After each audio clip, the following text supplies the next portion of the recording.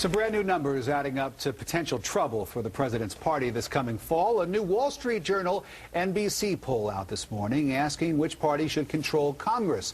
Among other things, Americans were deadlocked. But when the poll specifically asked voters who said they were most interested in this November's midterm elections, 56% supported Republicans. Only 36% supported Democrats, and that is the biggest gap in a year. So how big of a problem is this going to be for the president's party? Joining us now is Jason Roe, who's a GOP campaign consultant, and Dan Gerstein, who is a columnist with Forbes and a former communications director for Senator Joe Lieberman of Connecticut. Gentlemen, thanks very much for joining us. And Dan, let me start with you, because historically speaking, I mean, this is a typical thing for the party in power to lose seats. And on average, it's 24 seats in the House, 4 seats in the Senate. The question is, are the Democrats going to make history by losing even more? What do you think? I think it's totally up for grabs at this point, and I think the key thing to point out is how volatile the electorate is. You know, right now those numbers look very bad for Democrats, but that could change, and I think there's a number of variables in play. One is the unemployment rate. If the economy starts to recover and we see the job growth that we've had the last 2 months continue, I think some of the anger that's out there will dissipate. You know, Jason, when you take a poll like this, you want to pay very close attention to the independents, because a lot of times they're the ones who sway elections. The folks who call themselves, you know, committed Democrats and committed Republicans, they're always going to vote for the same folks. It's the independents in the middle that make up the difference. And independents seem much more interested, according to this Wall Street Journal poll, in voting for Republicans this time around.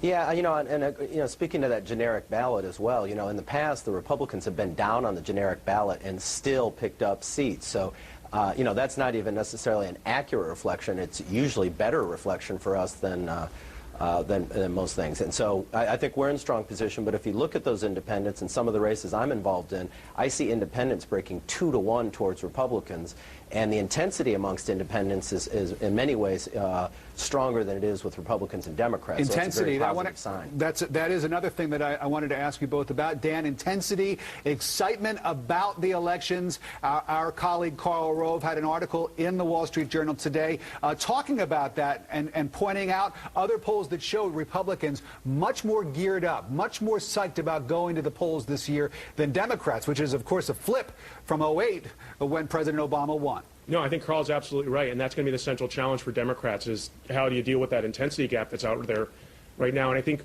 you saw sort of a canary in the coal mine with the off-year elections in Virginia and New Jersey and the governor's races there. The turnout was dominated by conservatives and right-leaning independents. If that trend continues in the 2010 midterms, Democrats are going to get really punished.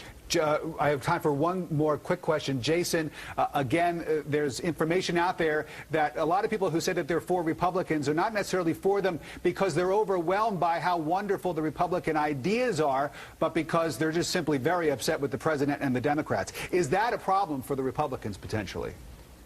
You know, it is a little bit of a problem. You know, like you said, it's not a love affair with Republicans. It's rejecting Democrats. And, you know, Rove also referenced in that the Democrats have a little bit of an advantage because there's more Republican retirements than Democrat retirements. I would not necessarily agree with that, because right now, if you're an incumbent of either party, as we've seen with Senator Bennett and Congressman Mollahan, you are not liked by this electorate. And so I actually would rather have fresh faces on the ballot for us than retreads. Jason Roe, Dan Gerstein, gentlemen, thanks so much. We appreciate it. Thanks.